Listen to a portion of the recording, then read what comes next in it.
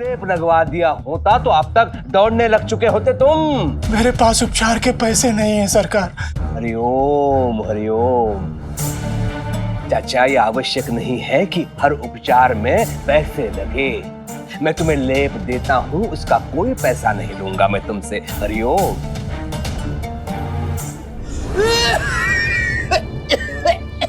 मेरी बात का बाबा के लिए कोई महत्व नहीं है साईं।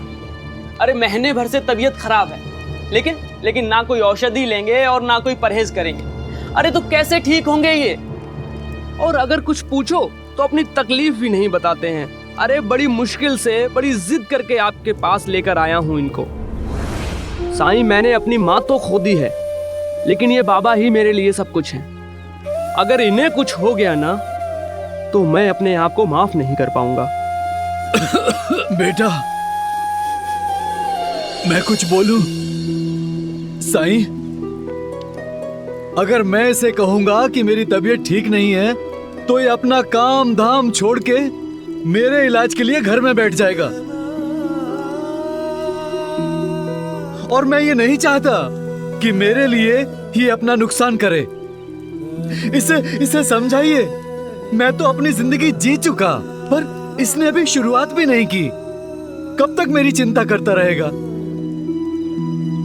इसीलिए मैं अपनी बीमारी के बारे में इसे कुछ भी नहीं बताता।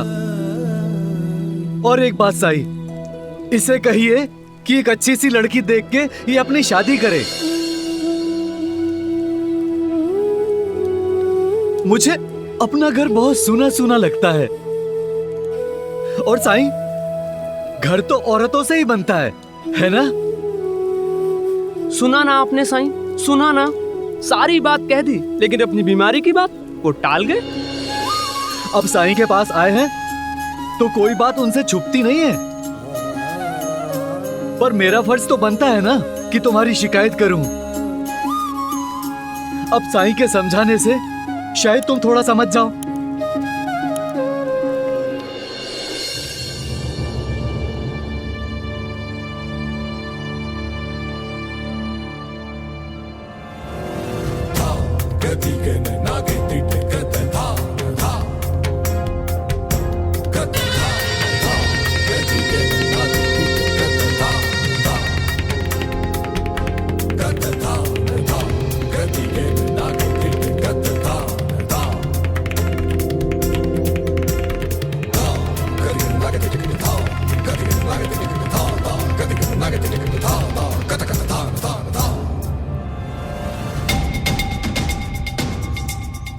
पाटिल जी, सुना है मेरे लिए आए आदेश को आपने ले लिया।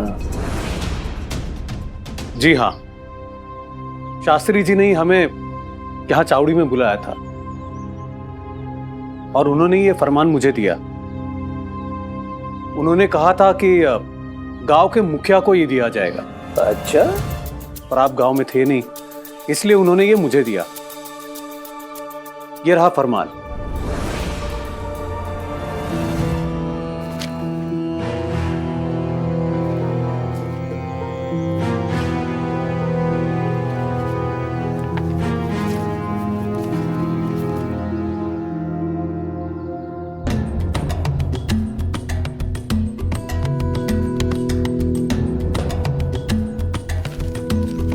हम सब ने निर्णय लिया है कि महारानी को पैठनी साड़ी देंगे।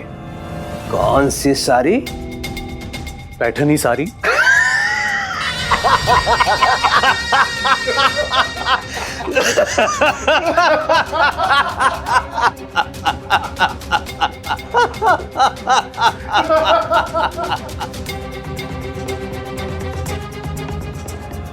आप लोग हंस क्यों रहे? मैंने हंसने वाली तो कोई बात नहीं की। हरिओम। उपहास कर भी नहीं सकते आप पाटिल जी, क्योंकि उसके लिए बुद्धि की आवश्यकता होती है। और यदि वो आप लोगों के पास होती तो ऐसा उपहार देने का निर्णय आप लोग नहीं लेते।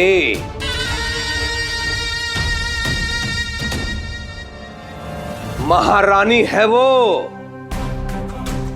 अंग्रेजों की महारानी। आधी दुनिया पर उसकी हुकूमत चलती है। क्या वो तुम्हारी पैठनी पहन के लंदन घूमेगी? सारे वारे कुछ नहीं पहनती वो। उसे ऐसा उपहार देना चाहिए जिसे वो पहन सके। ऐसा हम उन्हें क्या दे सकते हैं जो वो पहन सके?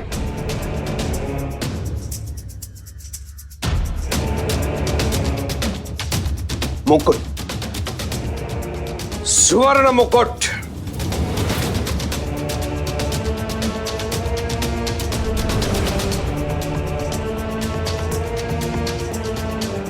सरकार, वो तो बहुत महंगा होगा। क्या हम कुछ और नहीं दे सकते? कुछ और? कहीं ऐसा तो नहीं है कि आप लोगों को लग रहा है कि मैं सुझाव दे रहा हूं? सुझाव नहीं, ये मेरा आदेश है। संभवतः आप लोगों की स्मरण शक्ति क्षीण हो गई है। मैं शिरडी का राजा हूं। राजा। मेरे आदेश की पूर्ति करना आप लोगों का धर्म है।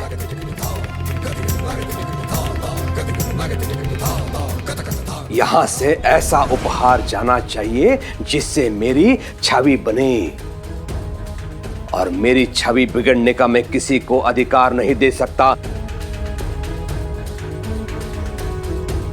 और सुनिए, छोटा मोटा मुकुट नहीं, 300 तोले का मुकुट मैं भेंट में दूंगा रानी विक्टोरिया को। 300 तोला।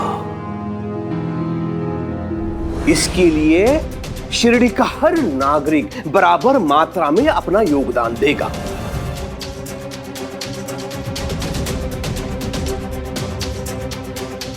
तो गणना के हिसाब से हर घर से 3 तोला सोना चाहिए होगा मुझे। 3 तोला सोना? ये तो हम सबके लिए बहुत ज्यादा है। कोई कैसे दे पाएगा इतना सोना? हरिओम हरिओम, मैं समझ सकता हूं कि इतना सोना हर घर में नहीं हो सकता। और आप तो सब जानते हैं कि जहां शिरडी की बात होती है वहां मैं आप लोगों के साथ हूं। हरिओम।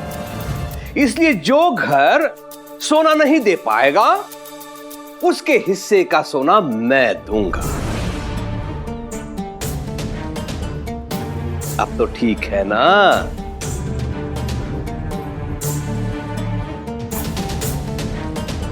आपको अपनी कानों पर विश्वास नहीं हो रहा है ना? है ना? लेकिन आपने जो सुना वो सत्य है। आप में से जो भी सोना नहीं दे पाएगा उसके हिस्से का सोना मैं दूंगा, किंतु ऋण के रूप में।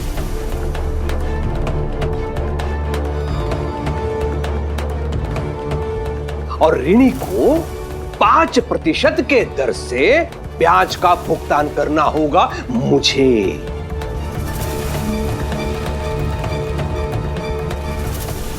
हरिओम।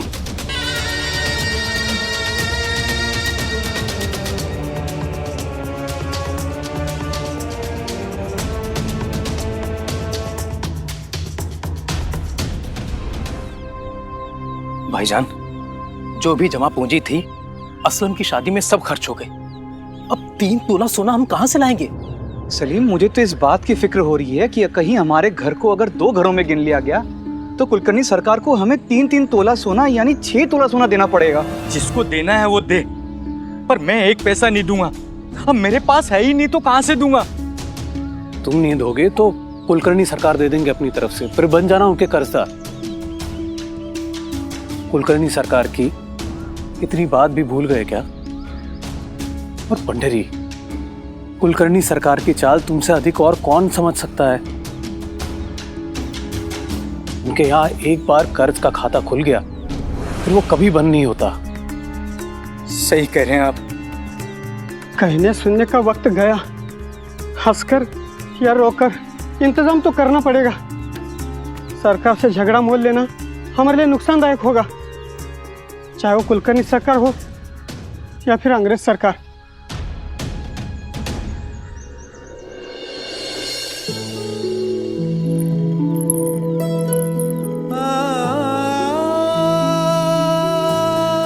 इसे आप देख रहे हैं साईं? ये मेरी पत्नी की आखिरी निशानी है। वो इसे हमेशा अपने पास रखती थी ताकि अपनी बहू को दे सके, पर उसकी इच्छा अधूरी रह गई। अपने अंतिम समय में मुझे इसका दायित्व सौंपकर चली गई ताकि मैं उसकी बहू को दे दूं। तब से मैं इसे हमेशा अपने पास रखता हूं, पर यह है कि शादी का नाम ही नहीं लेता। कहता है घर में बहू आएगी तो मैं आपकी सेवा नहीं कर पाऊंगा, पर यह समझता नहीं है मेरी उम्र हो चुकी है, कब भगवान का बुलावा आ जाए। पर मैं ये चाहता हूं कि मेरी पत्नी जो अधूरा काम छोड़कर चली गई है, मैं उसे पूरा करके शांति से उसके पास चला जाऊं। कम से कम मरने के बाद ये अफसोस तो नहीं रहेगा कि मेरा बेटा अकेला है। इतना तो सुकून रहेगा कि उसकी देखभाल करने वाला कोई तो है घर में। प्रेम में हम एक दूसरे की देखभाल करते हैं, चिंता करते हैं एक दूसरे की भलाई चाहते हैं। पर प्रेम में एक दूसरे की भावनाओं का सम्मान करना, उनका ध्यान रखना, ये भी जरूरी है।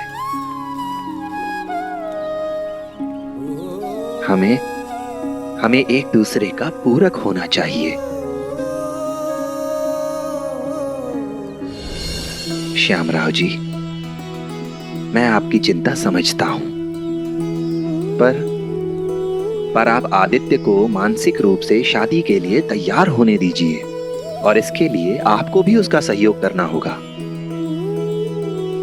अपना ध्यान रखिए ताकि आदित्य को यह विश्वास हो सके कि आप पूर्ण रूप से स्वस्थ हैं।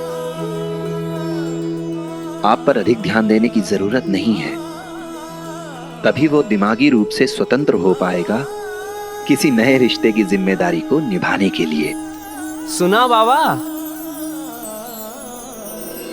और आदित्य, तुम भी ज्यादा समय मत लगाओ, खुद को तैयार करो, मानसिक रूप से मन बनाओ।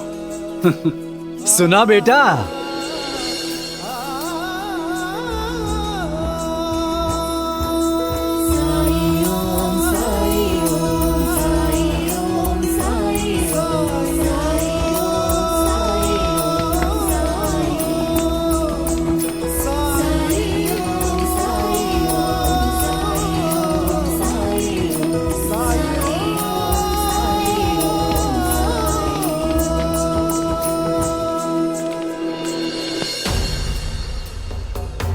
हम लोगों के घर जला दिए, फिर भी हम नहीं भागे, और तुम्हारे घर का झूला तोड़ दिया तो तुम भाग गए। डरपोक कहीं के। डरपोक।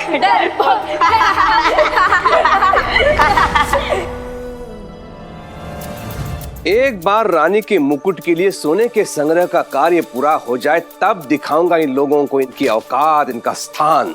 बहुत जरूरी हो गया था सरकार। सरकार, सबका दिमाग 7वें आसमान पर पहुंच गया है।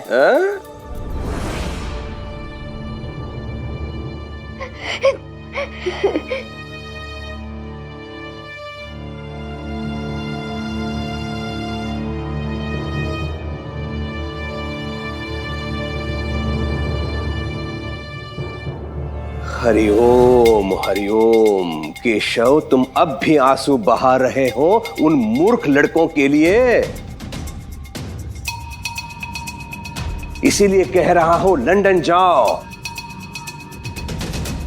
वहां ऐसे लोग नहीं मिलेंगे जो अपने ही मित्रों का उपहास उड़ाते हैं। हरिओम हरिओम। पापे पूत प्राप्त खोड़ा, बहुत नहीं तो थोड़ा थोड़ा है तो मेरा ही बेटा। ये तब तक दुखी रहेगा जब तक उन लड़कों को ये उनके घुटनों पर देख नहीं लेता।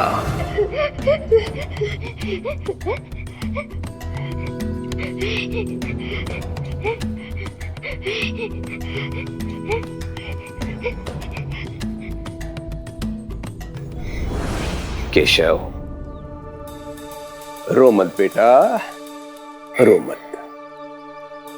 मैं तुम्हें ऐसी वस्तु ला के दूंगा जिसे देखकर जो तुम्हारा मजाक उड़ा रहे हैं ना, वो तुमसे मित्रता करने के लिए गिड़गिड़ाएंगे। सच? हाँ, तुम्हारे चारों ओर घूमेंगे वो। हाँ, लट्टू हो जाएंगे। और तब तुम भी सीख जाओगे कि लोगों को मुट्ठी में कैसे रखा जाता है। हरिओम। हंसो। ये हुई ना बात। हरिओम।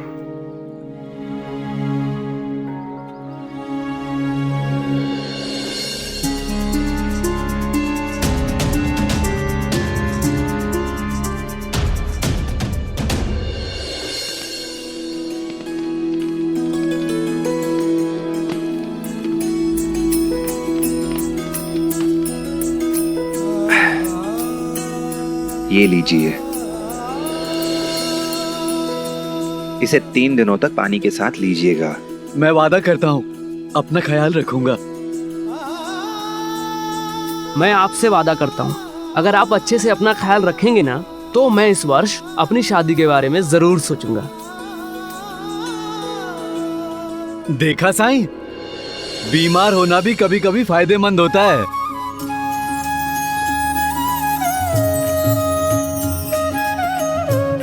राम जी भला करें।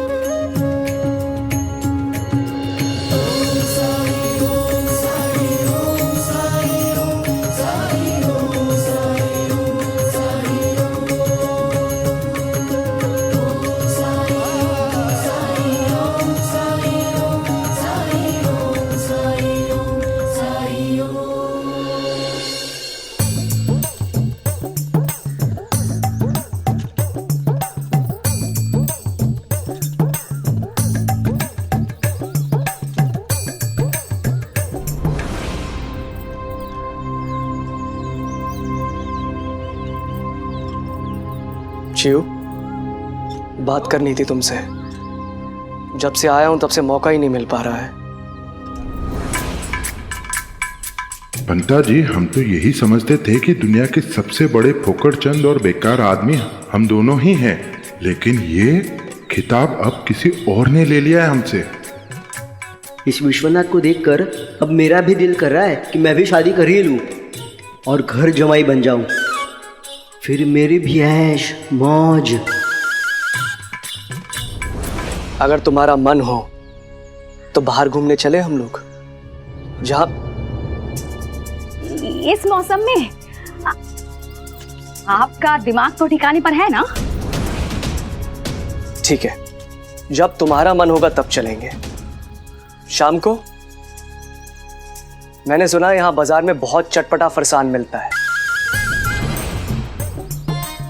और अगर केशव को भी खाना पसंद है तो उसे भी साथ में ले चलते हैं।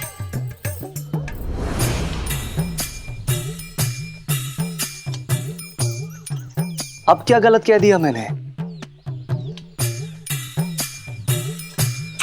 सवाल सही गलत का नहीं है, आपकी समझ का है।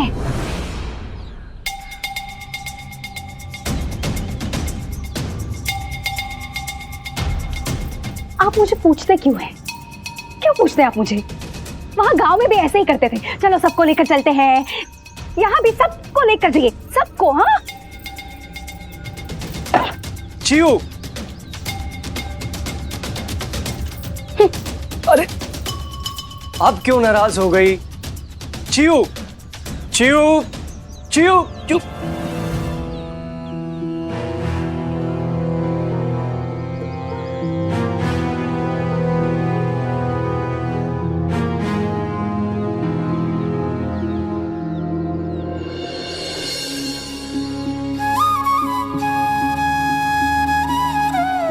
भिक्षा दो माई।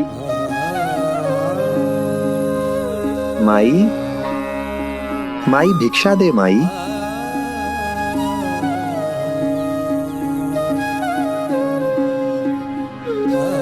माई भिक्षा दे माई। कोई बात नहीं। अल्लाह मालिक। मेरे बारे में कुछ भी कहा तो मुंह तोड़ दूंगा, समझे? कैसे चुप रहूं? जो मैं कहा सही तो कहा, घर जमाई हो तो घर जमाई कहूंगा। एक और शब्द नहीं, मैं बता रहा हूँ तुमको, मैं बहुत मारूंगा, बता रहा हूँ मैं। कैसे मारोगे तुम? अरे हटो, नहीं मानोगे तुम, नहीं मानोगे, नहीं मानोगे। अरे छोड़ दीजिए आप। अरे रुक जाइए। अरे रुकिए, क्या कर रहे हैं आप लोग? रुकिए, क्यों मार रहे हो उसे?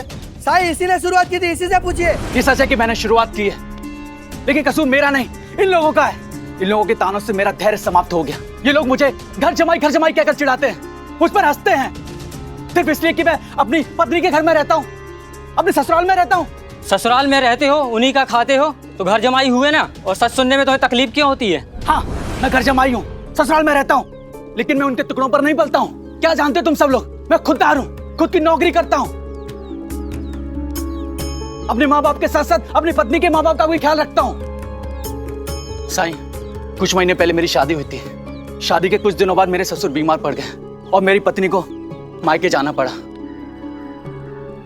मेरी सासू माँ लाचार हैं, बूढ़ी हैं, वो कुछ संभाल नहीं सकती।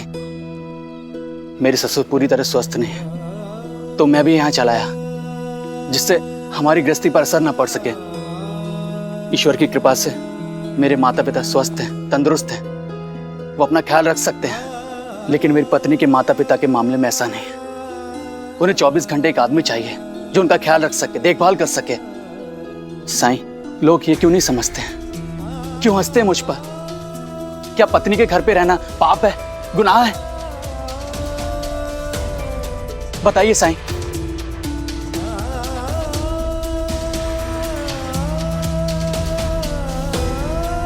वाह वाह वाह वाह विश्वनाथ, पत्नी को मनाना कोई तुमसे सीखे, क्या बात है। अच्छा, तो इसलिए चियो बार बार अपने भाई के पास आती है? जी, मैं समझा नहीं। मैं तो उससे सिर्फ बात करने की कोशिश कर रहा था। नहीं, तुम तो किसी पालतू पिछलग्गू की तरह उसके पीछे पीछे जा रहे थे, और पीछे पीछे कौन जाता है, उसे क्या कहते हैं, ये तो तुम्हें ज्ञात होगा विश्वनाथ। पति बनना है तो पहले उसके योग्य बनो। योग्य तो हूं मैं, संस्कृत का आचार्य हूं, विद्यालय में नौकरी करता हूं, आत्मनिर्भर हूं। बेकार का आत्मनिर्भर। विश्वनाथ देखो, पहले भी मैं तुमसे कह चुका हूं, पुनः प्रस्ताव रख रहा हूं, संस्कृत की पाठशाला, नौकरी सब भूल जाओ। पढ़े लिखे हो, व्यवसाय करो, व्यवसाय। और जहां तक अनुभव का प्रश्न है, वो मैं तुम्हें सिखा दूंगा। तुम्हारे विषय में मैंने निर्णय ले लिया है। आज से तुम मेरे व्यवसाय में मेरा हाथ बटाओगे। हरिओम। अंता बनता। जी सरकार। सुनो, तुम लोग आज से सभी सूचनाएं विश्वनाथ जी को लाके दोगे। हरिओम।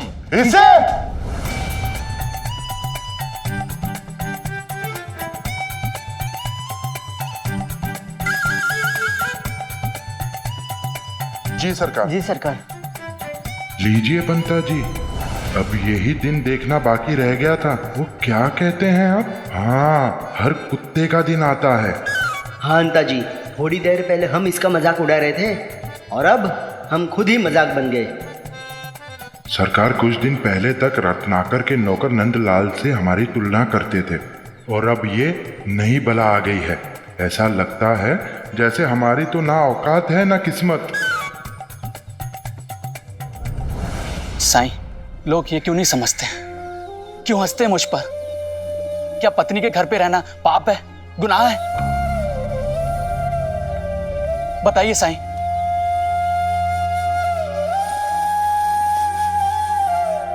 अगर कोई इंसान अपनी पत्नी के घर में रहता है, अपनी ससुराल में रहता है, तो इसका मतलब ये तो नहीं कि वो मुफ्तखोर है, उन पर आश्रित है। और किसी के बारे में भी कोई राय बनाने से पहले उसके बारे में जान लीजिए, समझ लीजिए।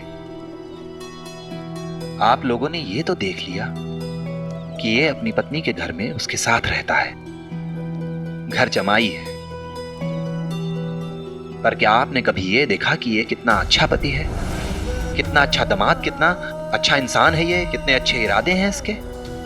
किसी का मजाक उड़ाने से पहले क्या ये बात आप दावे से कह सकते हैं कि आप इससे बेहतर पति हैं, इससे बेहतर दामाद हैं, या इससे बेहतर इंसान हैं आप? और क्या आप में समाज के बनाए नियम, इन रीति रिवाजों को तोड़कर अपनी पत्नी या उसके परिवार की मदद करने की इच्छा है? बोलिए। इनके पास कोई जवाब नहीं है साईं। अगर मेरे पति मेरे माता पिता की सेवा करते हैं, उनकी देखभाल करते हैं, तो इसमें इन्हें क्या परेशानी है? न जाने कैसी धारणा है ये कि पत्नी के परिवार से सेवा तो ली जाती है, पर उनकी सेवा कोई नहीं करना चाहता। आपने बिल्कुल सही कहा साईं। हमें ससुराल में अपना फर्ज निभाते निभाते सालों तक मायके जाने का मौका ही नहीं मिला। कितना अजीब है ना, अगर कोई आदमी किसी औरत की मदद करता है तो समाज में उसका मजाक बनाया जाता है। क्यों? सबसे पहले तो इसने अपनी पत्नी के परिवार को भी अपना परिवार समझा, उनका भी वही सम्मान, वही इज्जत की जो अपने परिवार की करता है।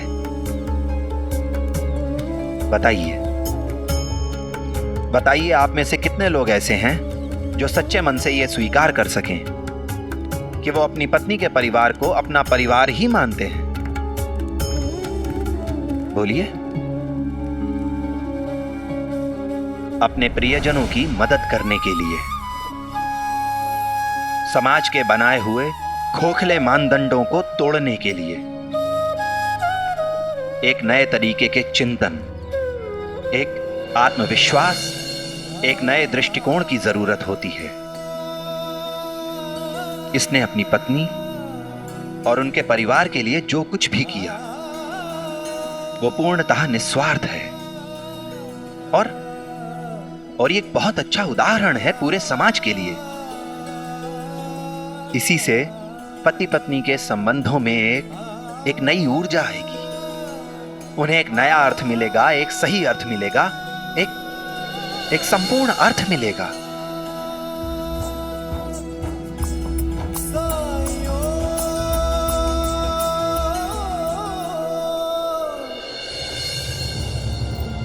देखा आपने मेरे दादा क्या क्या करते हैं मेरे लिए। मुझे इस बात का एहसास है और मैं इनके प्रयासों की सराहना भी करता हूं, मगर मैं एक शिक्षक हूं, ये सब हिसाब किताब मुझसे नहीं होगा। सुन लिया दादा तुमने, ये नहीं बदलेंगे। इस आदमी को आगे बढ़ने की कोई महत्वाकांक्षा, कोई चाह नहीं है। नहीं चीरू, ऐसा नहीं है। ऐसा ही है। आपके साथ काम करने वाले लोग कहां से कहां पहुंच गए हैं। लोगों ने अपनी अपनी पाठशालाएं खोल ली और आप आज भी गांव की उस पाठशाला में नौकरी करते हैं। एक बात बताइए आप मुझे, आपने आज तक मुझे दिया ही क्या है? हार, अंगूठी, ये तो दूर की बात है। कभी एक छोटा सा फूल भी दिया है मुझे आज तक? फूल? अरे हमारे घर के बगीचे में इतने सारे फूल हैं, वहां से ले लेती तुम।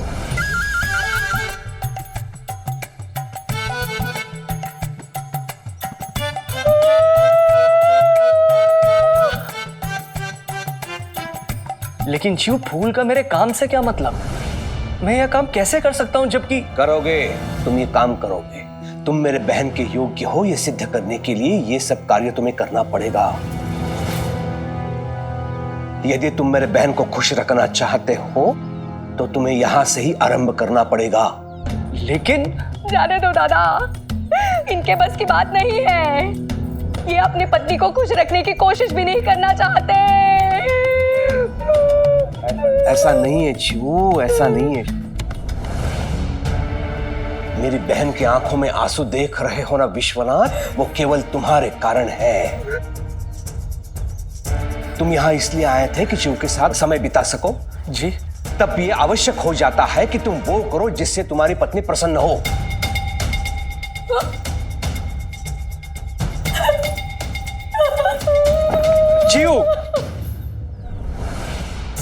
हरिओम हरिओम।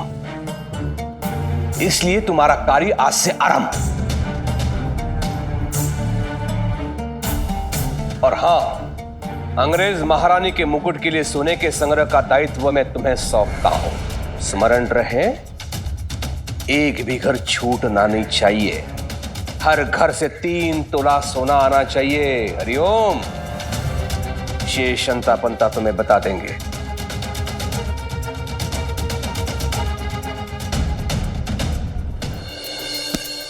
समझ गए तो काम बहुत आसान है। वसूली करते समय केवल इतना याद रखना है कि लोगों के दिलों में कुलकर्णी सरकार का खौफ बना रहे।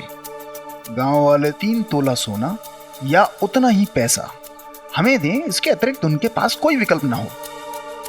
गांव वाले सपने में भी हमें ना करने का साहस ना कर सकें। अब आप देखिए हम लोग काम कैसे करते हैं।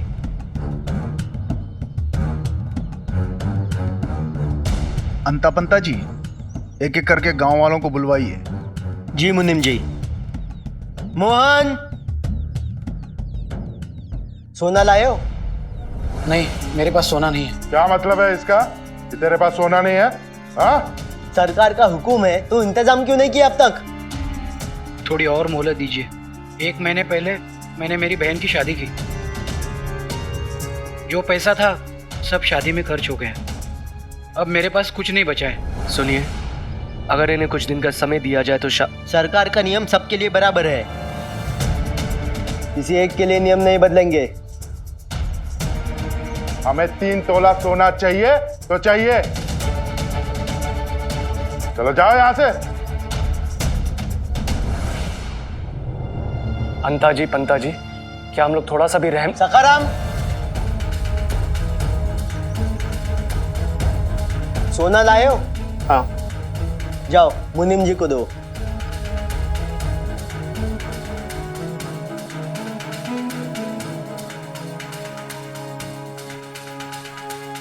ये तो कम है। 3 तोला सोना, 1 रत्ती भी कम नहीं। और निकालो।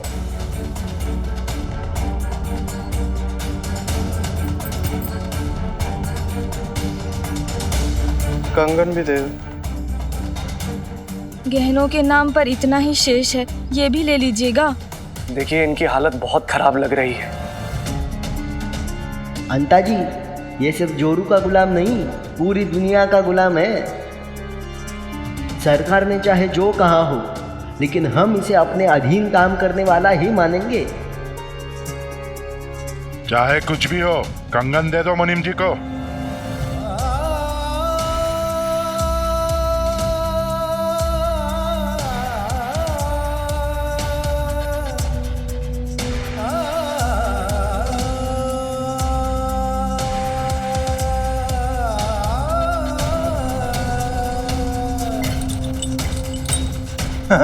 अब ठीक है।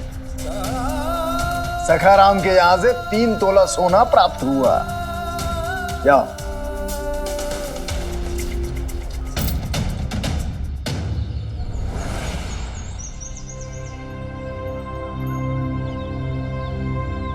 लाना।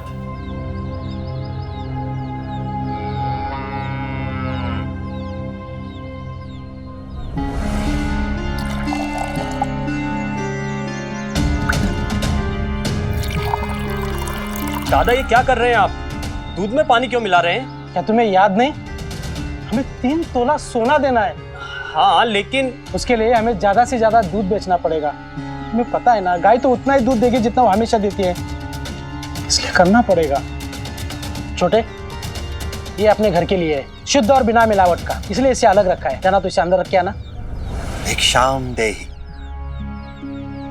प्रणाम साई। राम जी भला करे। मैं अभी आया साईं।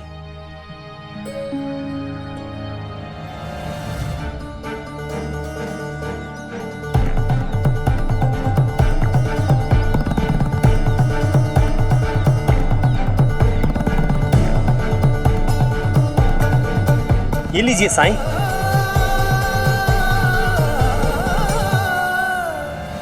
खंडू,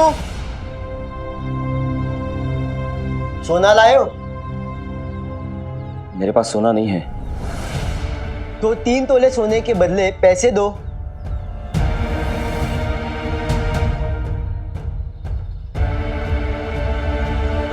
मेरे पास इतना ही है। ये क्या मजाक है? हम लोग क्या भीख मांगने बैठे हैं क्या? तो क्या मैं भीख मांगने निकलूं? मेरे पास इतनी ही है, मैं और क्या करूं? देखिए अभी जो है उसे ले लेते हैं, अगर इनके पास नहीं है तो इतने से ही काम चला लेते हैं। धन्यवाद, कम से कम आपने तो मेरी मजबूरी समझी। उधर नहीं, इधर बात करो।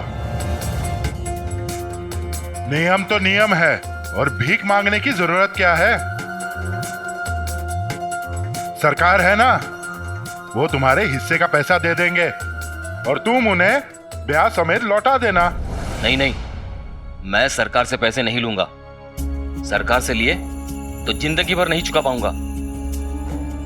मुझे कल तक का समय दीजिए, मैं कुछ इंतजाम करता हूं।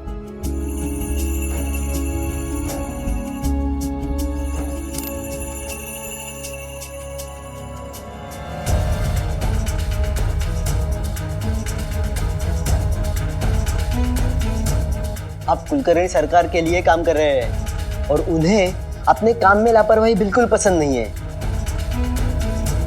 इसलिए जब हम गांव वालों से बात कर रहे हो, बीच में बोलने की, दखल देने की कोई जरूरत नहीं है, समझे?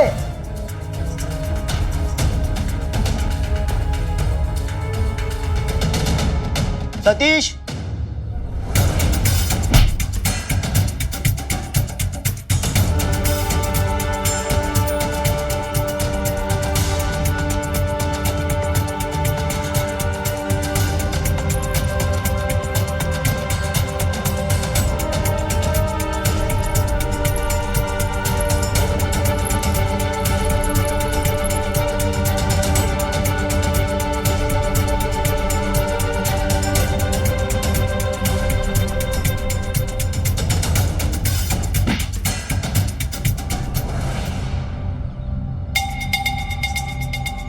अंता जी, आपकी बात सुन के तो मैदान छोड़ के भाग खड़ा हुआ दामाद जी।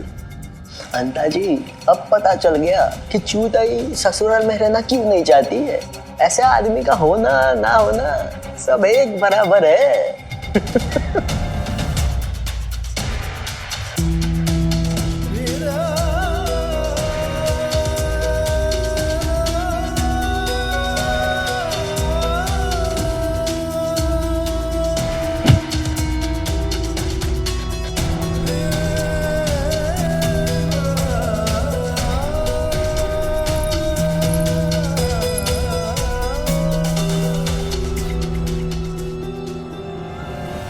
रुकिए साईं, साईं, साईं।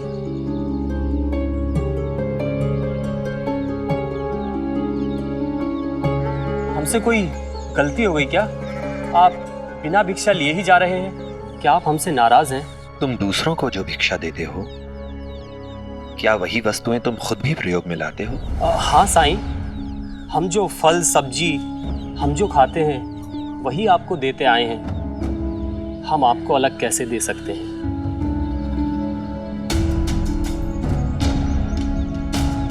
फिर उस बाहर रखे दूध का क्या,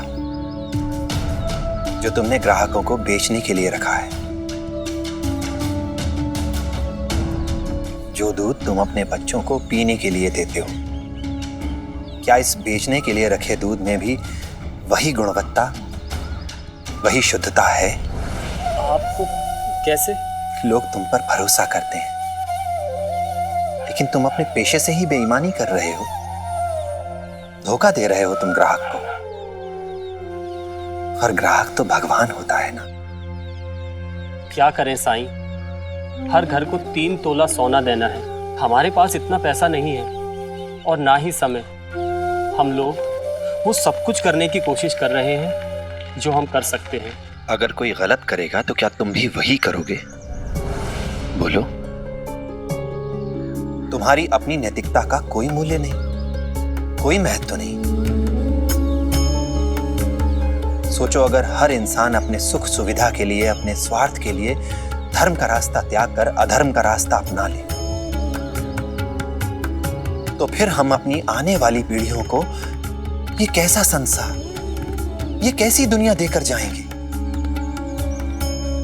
आज तुम दूध बेचने में बेईमानी कर रहे हो, मिलावट कर रहे हो दूध में। कल कोई और बेईमानी करेगा, मिलावट करेगा, ऐसे ही हर इंसान मिलावट करता जाएगा, संसार भर में बेईमानी हो जाएगी और शिरडी के सामने फिर एक बार वही समय आएगा जो अभी से कुछ दिन पहले था। सब लोग एक दूसरे के दुश्मन हो जाएंगे। एक बात याद रखो, किसी भी तर्क के आधार पर गलत को सही सिद्ध नहीं किया जा सकता। मुझसे गलती हो गई साईं, मैं आपसे वादा करता हूँ आइंदा ऐसा कभी नहीं करूँगा। काका, एक आने का दूध दो। अभी देता हूँ बेटा।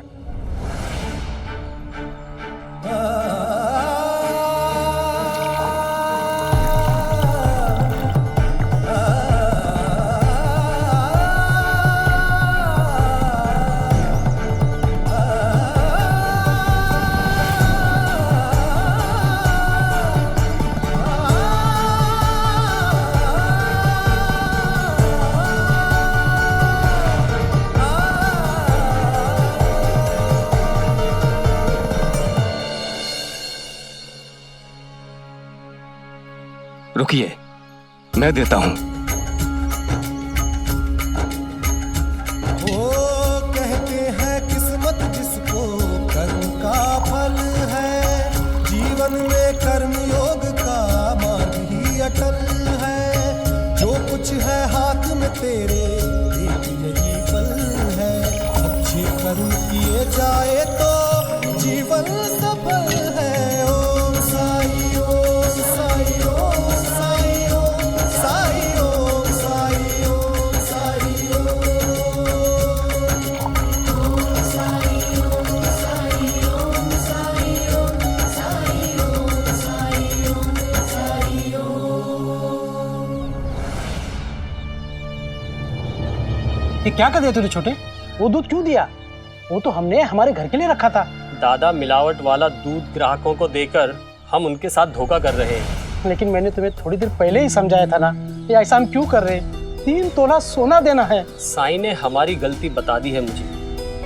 कोई भी चोरी छोटी नहीं होती। हीरा चोर या खीरा चोर, चोर चोर होता है।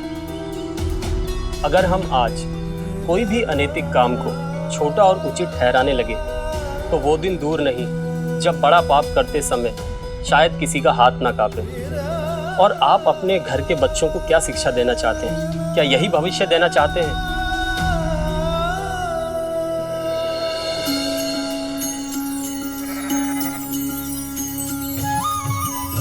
शुक्रिया साईं, आपने हमें अधर्म के रास्ते पे चलने से रोककर पाप का भागीदार बनने से बचा लिया। सबका मालिक एक।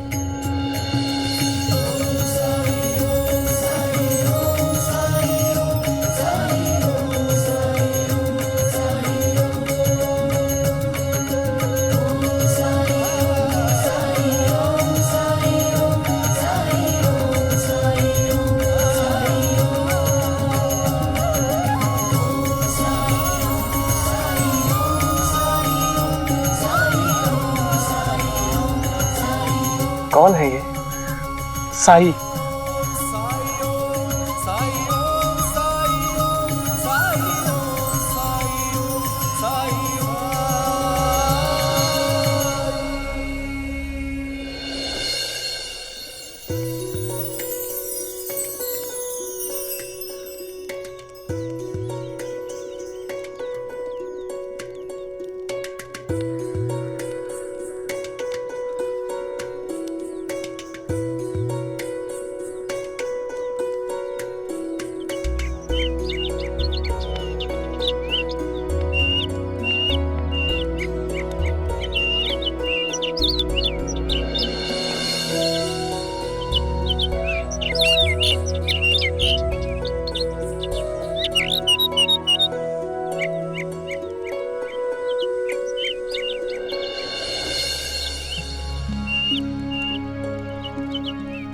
अरे लक्ष्मी, इतनी सुबह सुबह और वो भी तख्ती के साथ, कोई खास बात है क्या? हाँ साई, आज परीक्षा है हमारी।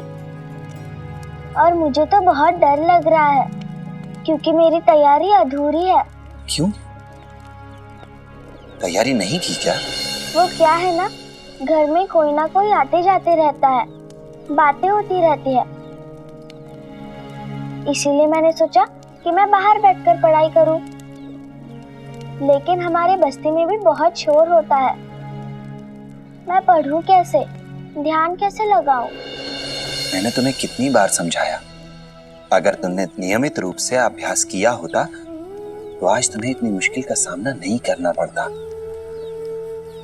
अगर ध्यान लगाना है तो सबसे पहले अपने मन को शांत करना होगा, फिर केवल उसी काम पर ध्यान लगाना होगा जो करना है। वो काम कैसे होगा, उसका परिणाम क्या होगा, इस बारे में सोचना भी नहीं है। बस काम करना है, ये बात दिमाग में होनी चाहिए। और एक बार ध्यान लगाना आ गया तो फिर चाहे बाहर ढोल बजे या बिजली गिरे, तुम्हें कोई विचलित नहीं कर पाएगा। तुम्हारा ध्यान कोई नहीं भटका पाएगा। पर मैंने बहुत कोशिश की साईं, मुझसे नहीं होता। अभ्यास से कुछ भी संभव है लक्ष्मी। परीक्षा में थोड़ा ही समय शेष है। चलो मैं तुम्हें ध्यान का अभ्यास कराता हूं। आसन याद है ना? ठीक है।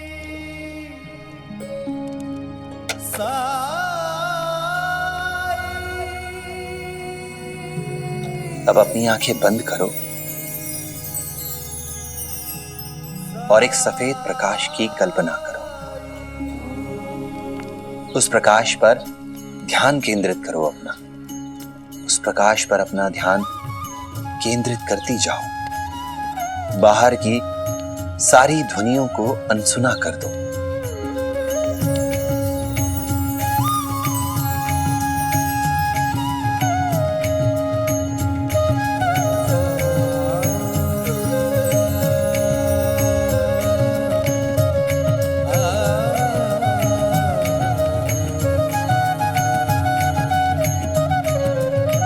लक्ष्मी, क्या मेरी आवाज सुनाई दे रही है तुम्हें? क्या तुम मुझे सुन पा रही हो?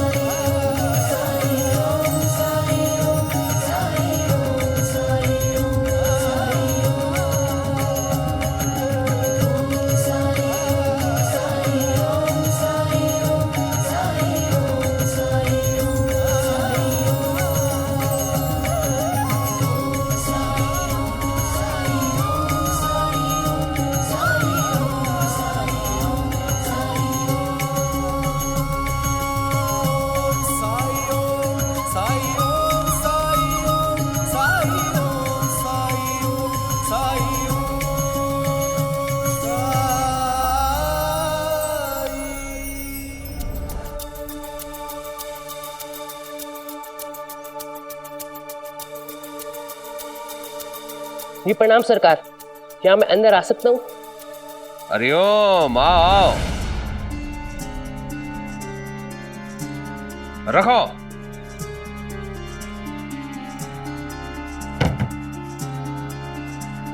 हरिओम। केशव आ बेटा आ। मैंने कहा था ना तुम्हें कि तुम्हारे लिए मैं एक ऐसी चीज लेके आऊंगा कि जिसे देख के तुम्हारा मजाक उड़ाने वाले तुम्हारे मित्र तुमसे मित्रता करने के लिए आगे पीछे दौड़ेंगे। ये है वो वस्तु। लोगों के लिए तुम आकर्षण का केंद्र बन जाओगे केशव। हाँ, लोग ईर्ष्या करेंगे तुमसे, जलेंगे। वो चीज है ये। मैं खोल के दिखाता हूं तुम्हें।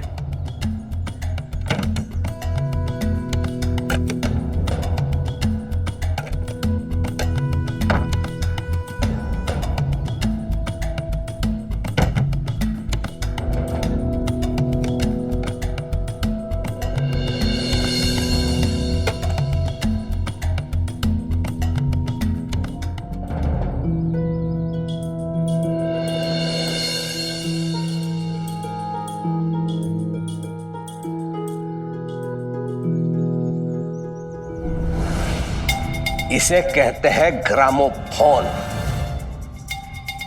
ये गीत संगीत सुनाने वाला यंत्र है, विदेशी यंत्र है ये।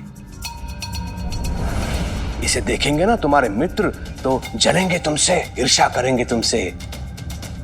रत्नाकर राव थे ना, उनके घर देखा था मैंने ये यंत्र ग्रामोफोन। देखो, इसे ऐसे घुमाते हैं।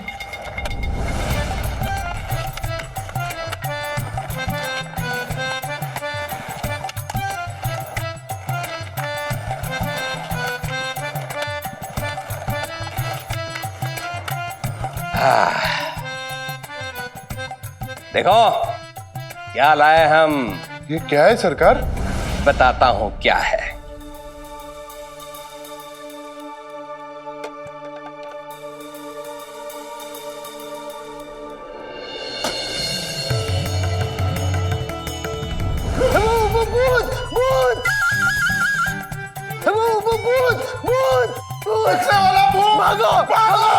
अरे गधो, मेंढको, ये भूत नहीं है, ये गीत संगीत सुनाने वाला यंत्र है। भाग गए गधे कहीं के।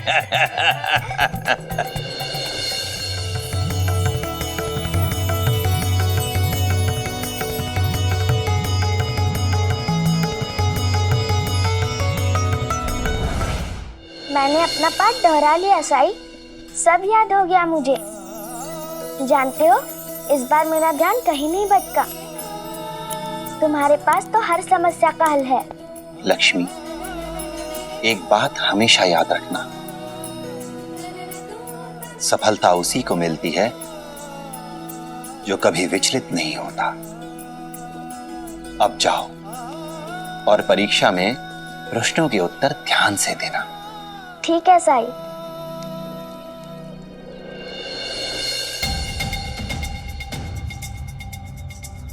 है कि नहीं अद्भुत? बोलो। गांव में ना इसे किसी ने देखा होगा ना सुना होगा इसके बारे में। सच पिताजी? तो फिर आप वापस बताए ना, इसे कैसे बजाते हैं? बताता हूँ। पहले से बाहर रखते हैं, इसे यहाँ ले जाते हैं तो ये बंद हो जाता है। फिर ये ऐसे इसको घुमाया जाता है।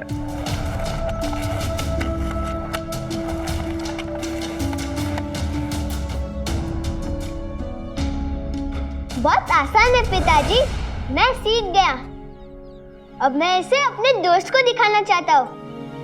क्या मैं इसे ले जा सकता हूँ? बिल्कुल बिल्कुल। अरे इसीलिए तो मंगवाया है, बहुत महंगा है ये। लेके जाओ लेके जाओ। अच्छू अंता पंता को बुलाओ, ये अकेला नहीं उठा पाएगा। जाओ बुलाओ। वो तो ऐसे भाग गए जैसे गधे के सिर से सिंह। भूत के चक्कर में कहीं गांव छोड़ के तो नहीं भाग गए। देखो। क्यों परेशान हो रहे हो दादा? लौट के बुद्धू घर को ही आएंगे। वैसे दादा, अगर किसी को केशव के साथ भेजना है ना तो इन्हें भेजो। ये तो कब से प्रतीक्षा कर रहे हैं कि इसे घुमाने कब ले जाएंगे, है ना? अच्छा। फूफाजी लोग तो अपने भतीजे को बहुत चाहते हैं, है कि नहीं? जा रहे हैं तो जाइए जाइए, लेकिन ध्यान रखिए इसका कहीं ये टूट न जाए।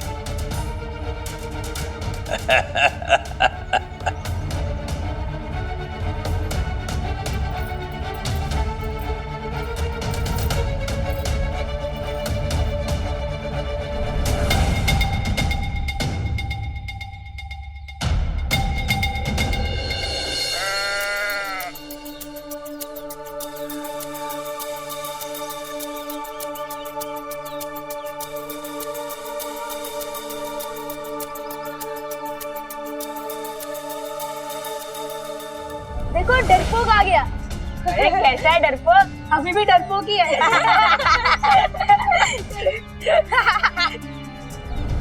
मैंने कहा था ना तुम्हें कि तुम्हारे लिए मैं एक ऐसी चीज लेके आऊंगा जिसे देख के तुम्हारा मजाक उड़ाने वाले तुम्हारे मित्र तुमसे मित्रता करने के लिए आगे पीछे दौड़ेंगे।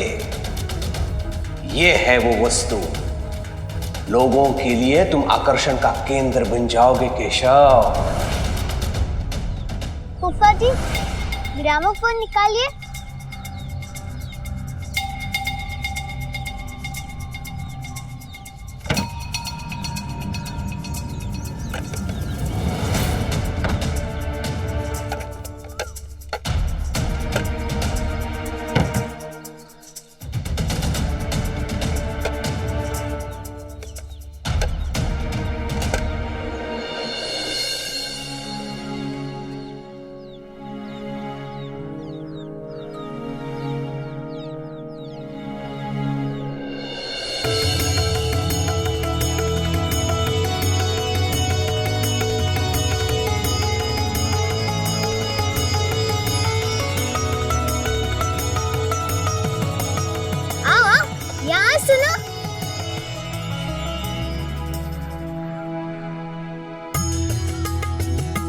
सितार की आवाज कहाँ से आ रही है?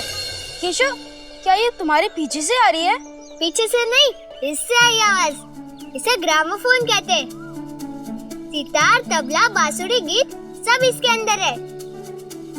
मतलब तुम बोल रहे हो कि धुन के सारे सजिंदे इस बक्से के अंदर छुपे हुए हैं? झूठ मत बोलो, कुछ भी बोलता है। अरे सच बोल रहा हूँ, नहीं मानना है तो मत मानो।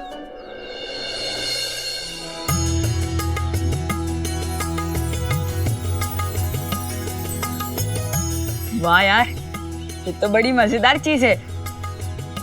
मेरे पास और भी बहुत कुछ है सुनाने के लिए। तो वो सुनाओ ना। हाँ सुनाओ ना। सुनाओ ना। हाँ।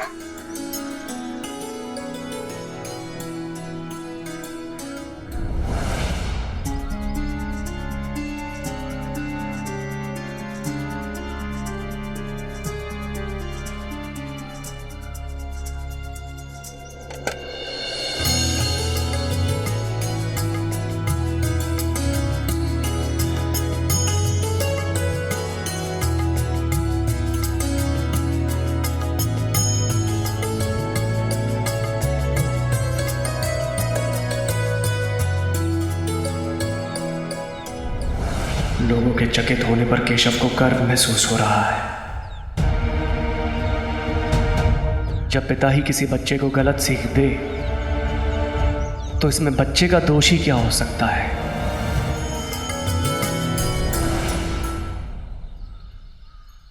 अरे ये रुक क्यों गया? ये खराब हो गया क्या? अब नहीं बजेगा? अरे परेशान मत हो, अभी फिर से बजने लगेगा।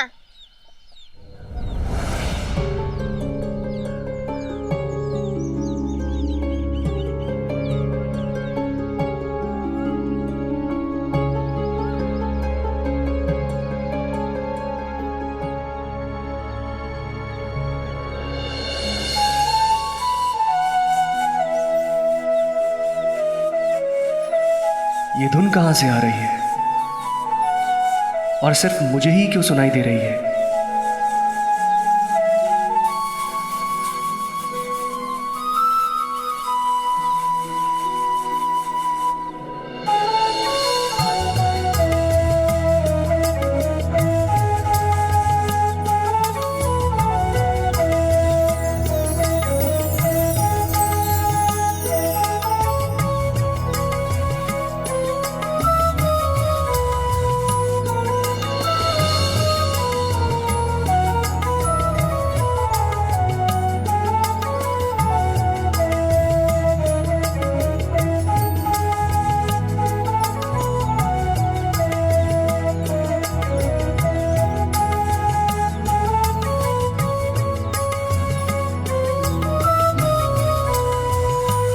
क्यों ऐसा लग रहा है जैसे ये आवाज मुझे बुला रही हो?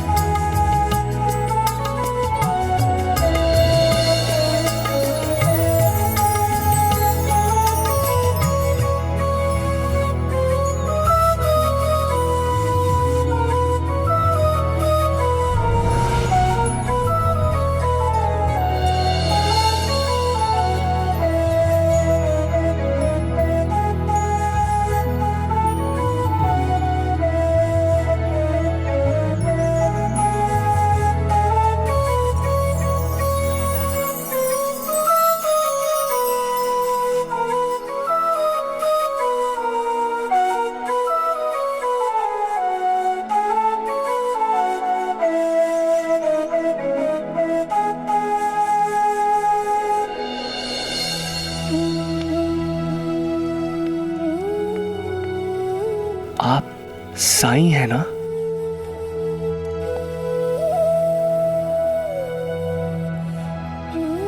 आप ये धुन कैसे जानते हैं? कुलकर्णी सरकार ने वो यंत्र तो आज ही मंगवाया है। ये तो मैं नहीं जानता,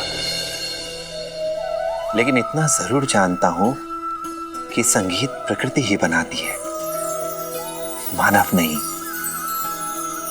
सारे स्वर हमें प्रकृति से ही प्राप्त होते हैं। चिड़ियों की चहचहाट से लेकर भौरों के गुंजन तक, मेघों के घुमड़ने से लेकर बिजली की चमक, और बिजली की चमक से लेकर नदियों की कलकल तक,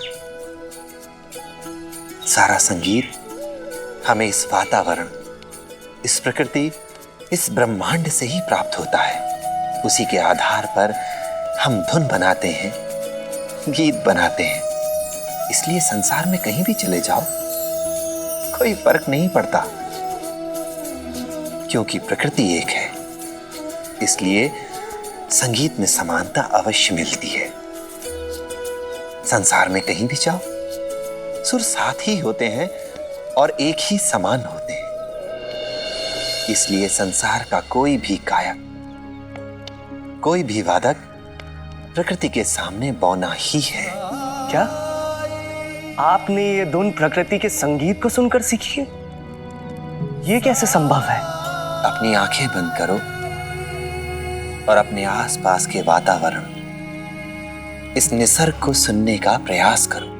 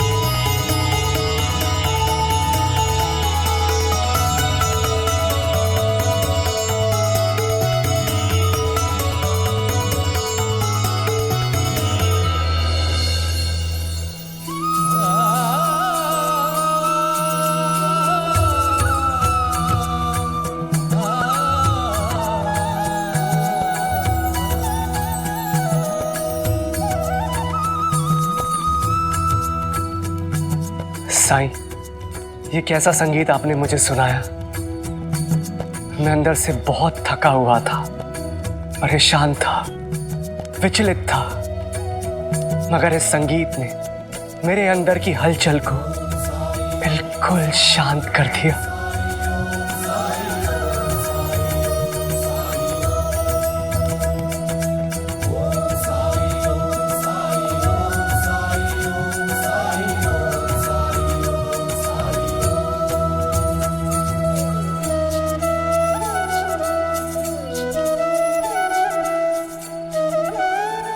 मैंने सुबह आपकी झलक देखी थी। आपने जो कहा था, मैं उससे बहुत प्रभावित हुआ। नए हो शिरडी में? जी, मैं कुलकर्णी सरकार का बहनोई हूं। तुम्हारा असली परिचय ये है कि तुम एक नेक और अच्छे इंसान हो। धन्यवाद साईं, मुझे आपसे मिलकर बहुत अच्छा लगा और मैं आपसे दोबारा मिलने जरूर आऊंगा।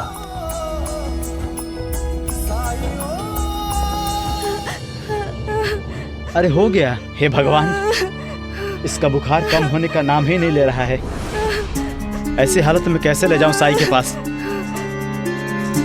बेटा राघव। जी पिताजी। एक काम करो, जल्दी से साईं के पास जाओ और उनसे कहना कि छोटू का बुखार कम नहीं हो रहा। साईं से विभूति मांग के ले आओ। मैं ऐसी हालत में इसे छोड़कर नहीं जा सकता हूँ। जी पिताजी, मैं अभी लेके आता हूँ। जल्दी जाओ और हाँ, और जल्दी आना। सरकार, जिन लोगों ने सोना या तो पैसा नहीं दिया है,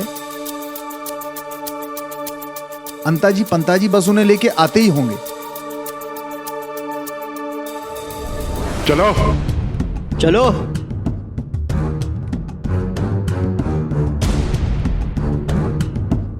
चंदू और उसके पिताजी को नहीं लाए? वो लोग नहीं मिले, उन्हें अगली बार ले आएंगे। बाकी सभी देनदारों को लेकर आए हम सरकार। हरिओम। सब लोगों ने दिया, तुम लोगों ने नहीं दिया। हाँ, क्या तुम लोग मेरे सगे संबंधी लगते हो? और यदि लगते भी तो भी देना पड़ता, क्योंकि नियम नियम है। मैं दे दूंगा, बस थोड़ी सी मोहलत दे दीजिए। हाँ सरकार, पैसे का इंतजाम कर दूंगा, बस थोड़ा समय दे दीजिए आप। समय? एक तो सोना नहीं देते, ऊपर से सोने से भी अधिक मूल्यवान समय की भीख मांगते हो तुम लोग। मैंने जो कहा उसकी अवमानना कोई नहीं कर सकता। प्रेम, सबके नाम पे 3 तोला सोना चढ़ा दो। ऋण के रूप में मैं इन्हें धन दे रहा हूं। सबका खाता खोलो। चलो एक एक करके आओ और अंगूठा लगाओ बही पर।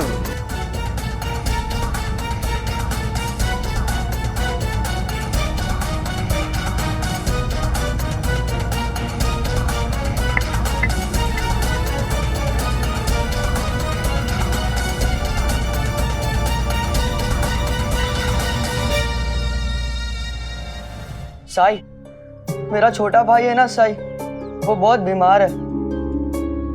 पिताजी ने कहा कि मैं आपसे विभूति मांग कर ले आऊं साई।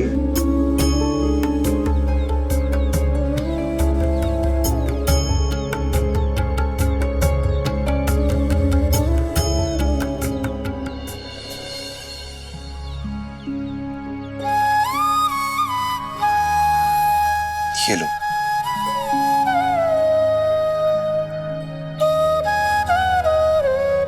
शाम को आकर बताना कि उसकी तबीयत अब कैसी है। ठीक है साई। अब जाओ।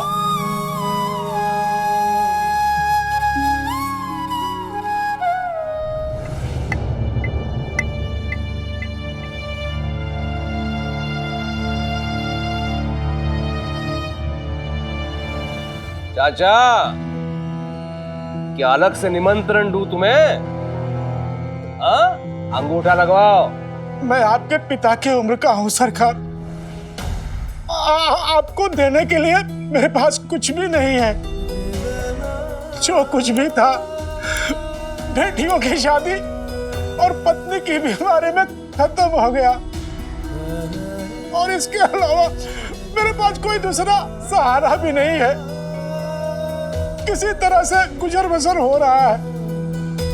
यह तो भगवान का शुक्र है कि लोगों के सामने हाथ फैलाए बिना एक जून की रोटी का जुगाड़ कर लेता हूँ सरकार। यह 3 तोला सोना मैं कहाँ से लाऊं? कर्ज ले भी लूं तो चुकाऊं कैसे सरकार? हरिओम हरिओम। बहुत दुख हुआ चाचा तुम्हारी ये राम कहानी सुनकर। दर्द हुआ दर्द, तुम इस अवस्था में देख के। चाचा, मैं ढकेलना नहीं चाहता हूं तुम्हें ऐसी अवस्था में, लेकिन क्या करो तुम ही बताओ। अंग्रेज सरकार का आदेश जो है और उसकी अवहेलना मैं नहीं कर सकता हूं चाचा। हरिओम, मुझे क्षमा कर दे सरकार। अगर आज मेरे ये पैर ठीक होते, ये पैर मेरा साथ देते, तो आज भी मैं गांव में घूम के काम मांग करके आने दो आने तो जरूर कमा लेता। हाँ हाँ। और कुछ न कुछ पैसे जुटा सकता था। लेकिन क्या करूं, मेरे पैरों में बहुत दर्द होता है। मैं ठीक से चल भी नहीं पाता हूं सरकार। हरिओम हरिओम। क्या हुआ तुम्हारे पैरों में? क्या बताऊं सरकार, घर का छप्पर ठीक कर रहा था, ऊपर से गिर पड़ा। बुढ़ापे की हड्डी तो है ही है, दर्द कम ही नहीं हो रहा है। चाचा, तो उपचार के लिए क्यों नहीं आए तुम? लेप लगवा दिया होता तो अब तक दौड़ने लग चुके होते तुम। मेरे पास उपचार के पैसे नहीं है सरकार। हरिओम हरिओम। चाचा, ये आवश्यक नहीं है कि हर उपचार में पैसे लगे। मैं तुम्हें लेप देता हूँ, उसका कोई पैसा नहीं लूंगा मैं तुमसे। हरिओम। ऐसा क्या? तो सरकार ये लेप मुझे दे दीजिए ना। अरे ये क्या है? रुको, मैं देता हूं तुम्हें। लो लो लो।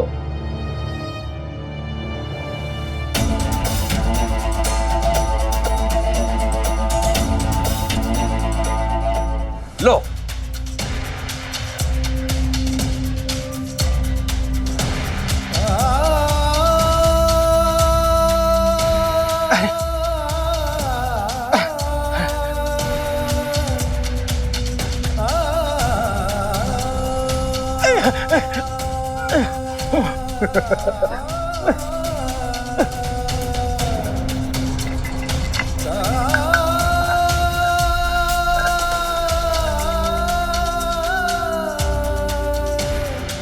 ले लो ले लो, लेप ले लो।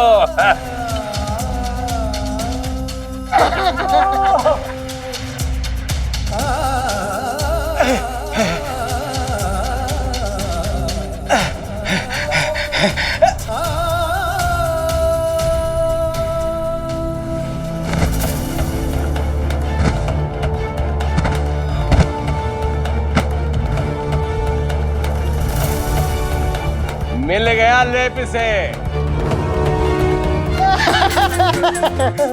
चाचा जी, चाचा जी, इस गांव में रहना भी है और सरकार को धन भी नहीं देना है, मुफ्त में औषधि भी चाहिए। लेकिन चाचा जी, मुफ्त में केवल परेशानी मिलती है।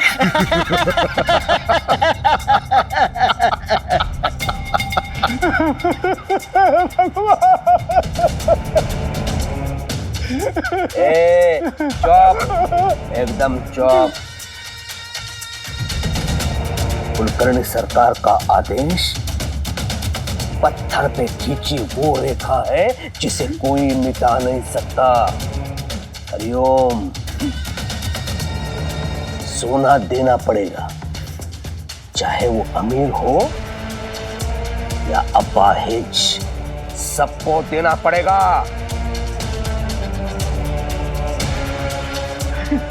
चल जा।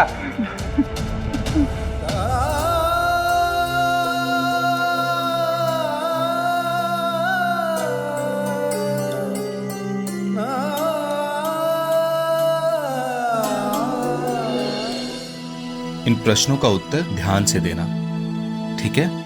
चिंता मत कीजिए अध्यापक जी, मैंने साई से वादा किया है, इस बार मेरा ध्यान नहीं भटकेगा।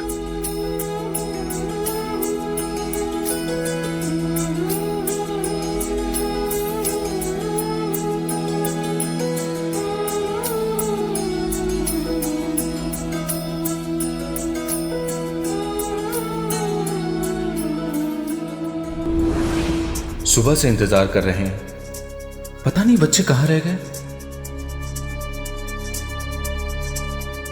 जिप्री, तुम परीक्षा दो, मैं अभी आता हूं।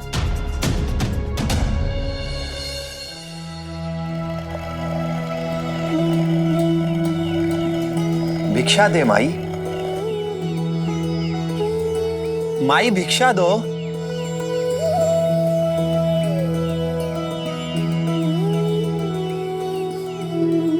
साईं,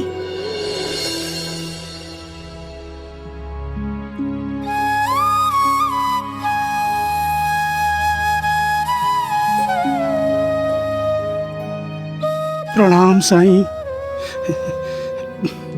दुख दर्द अधिक समय तक नहीं रहते। साईं, उम्र हो गई है और वैसे भी ये बुढ़ापा अपने आप में ही एक भयंकर रोग है।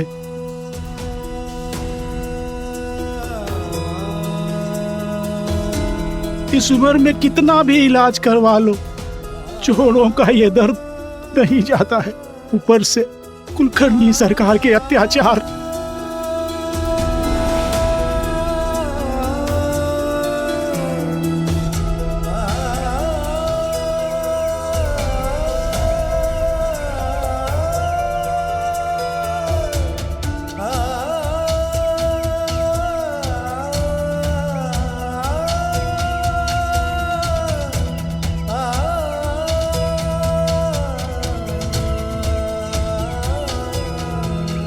मुझे पता है साईं कि जब तक अब ये मेरी सांस चलेगी मुझे इस दर्द के साथ में ही जीना पड़ेगा।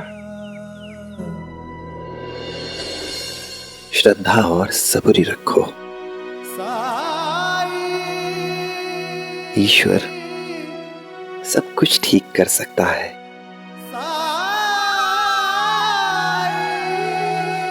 अच्छा चलता हूँ साईं। साई मोरे बीच मझधार, तुम ही लगा दो साई ये पार। थाम ले हाथ में साई मोरी पतवार, मोरे साई मोरे दाता तुम ही हो मोरे तारणहार। परम ज्ञान का साईं जानबूझकर उस बूढ़े आदमी के पैरों के निशान पर अपने कदम रखकर क्यों चल रहे हैं? ज्ञान तिमिर से घिरा भयंकर, ज्योति शुभंकर साई राम। ओम साई ओम साई ओम साई ओम साई ओम साई ओम साई ओम। ओम साई ओम साई ओम साई ओम साई ओम साई ओम साई ओम।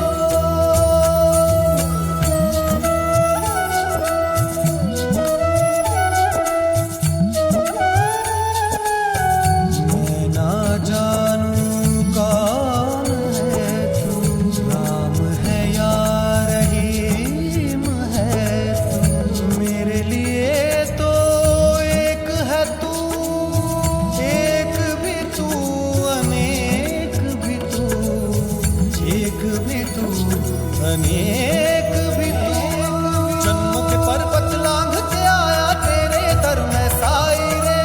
कृपा दृष्टि से मिट जाएंगे तेरे लख 84 रे। भवसागर तर दे घन दुख के हर दे, तुम कृपा सिंधु दे अमृत बिंदु। अलख उजियारे दीनों के सहारे,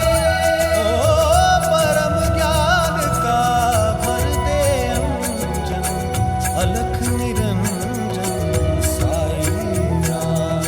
अज्ञान तिमिर से घिरा ज्योति शुभंकर साई राम। ओम साई ओम साई ओम साई ओम साई ओम साई ओम साई ओम। साईं साईं मैं चल सकता हूँ।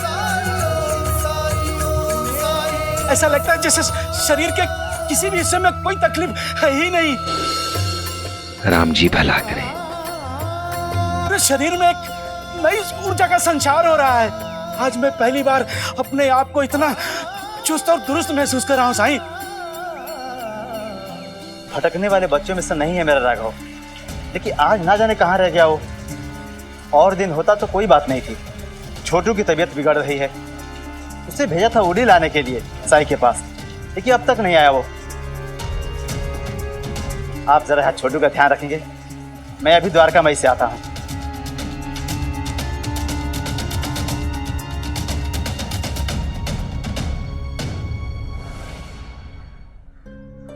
साई साई प्रणाम साई। राम जी भला करें। राघव आया था आपके पास उदी लेने। हाँ, और वो तो कब का उदी लेकर गया। गया तो अभी तक घर क्यों नहीं पहुंचा? वो ऐसी लापरवाही तो कभी नहीं की। रुको,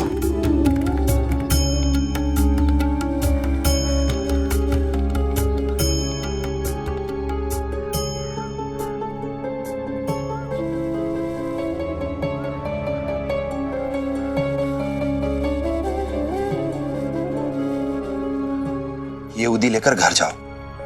इसे पानी में मिलाकर छोटू को देना। मैं राघव को ढूंढकर घर भेजता हूं। प्रणाम साई। राम जी भला करें।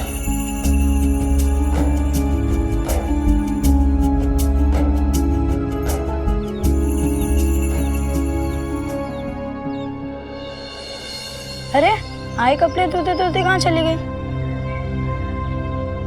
साईं, साईं, आपने मेरे विद्यार्थियों को कहीं देखा है क्या? आज उनकी परीक्षा है, पर झिपरी को छोड़कर कोई भी विद्यालय नहीं पहुंचा।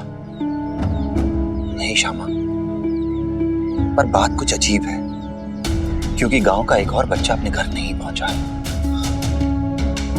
आओ। आहो, बहनी सब्जी लेने गई है, अब तक नहीं आई है, खाना कैसे बनेगा? मैं अभी जाकर देखता हूँ।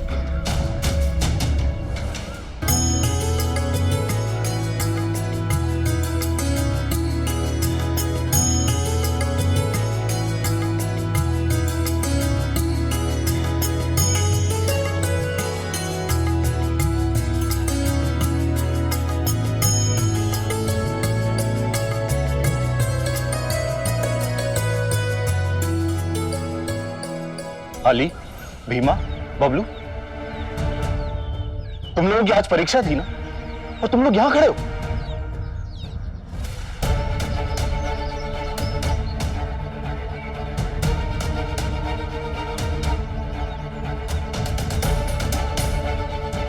राघव, तुम तो अपने भाई को उदी देने गए थे ना? वो साई, मैं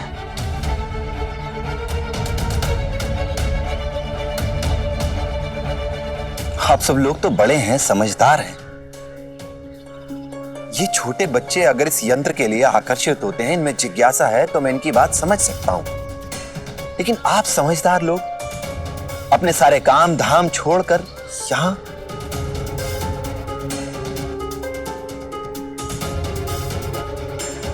तुम अपने बैलों के लिए चारा लेने गए थे ना? तुम यहां खड़े होकर तमाशा देख रहे हो और वहां तुम्हारे बेजुबान जानवर भूखे हैं।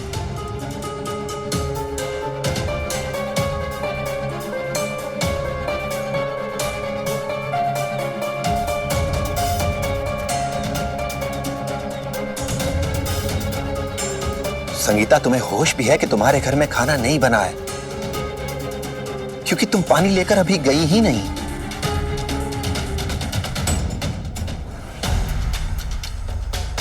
तुम्हारी सब्जी बाजार में सूख रही है और तुम यहां इन बच्चों के साथ खड़े होकर तमाशा देख रहे हो। और आप सब धरती पुत्र, हमारे किसान, ये सब अपने काम काज छोड़ के, अपनी खेती बाड़ी छोड़कर बच्चों के साथ बच्चे बने हुए हैं।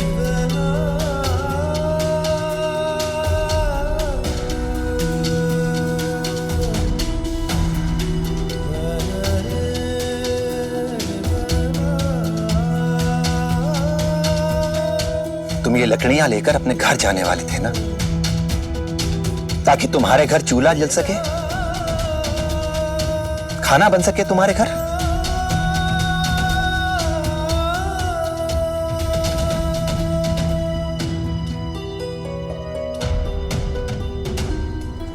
देखिए, मैं समझ सकता हूं कि इस नए यंत्र के लिए, इस नई वस्तु के लिए आपका आकर्षण स्वाभाविक है,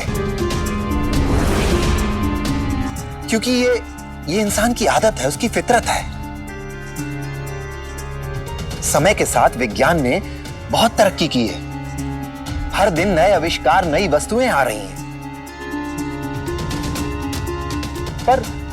पर इसका मतलब ये तो नहीं कि हम अपने कर्तव्यों को भुला दें। हर बदलते दिन के साथ नई वस्तुएं आ रही हैं, हमारी जरूरतों के मुताबिक। पर इस सबसे कहीं ज्यादा जरूरी है आपका अपना काम, जो कि आपका इंतजार कर रहा है, राह देख रहा है आपकी।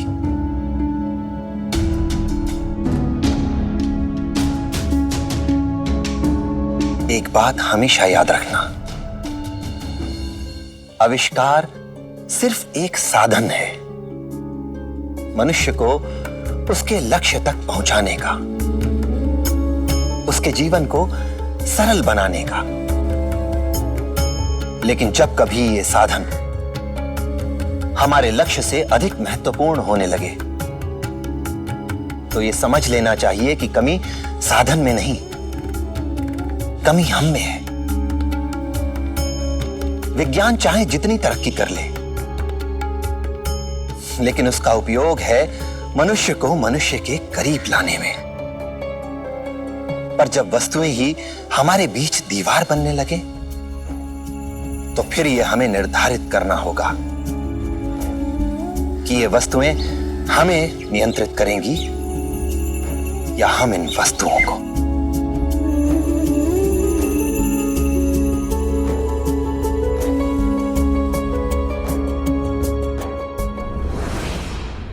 ऐसे और भी मजेदार वीडियो के लिए हमारे चैनल को लाइक, शेयर और सब्सक्राइब करें।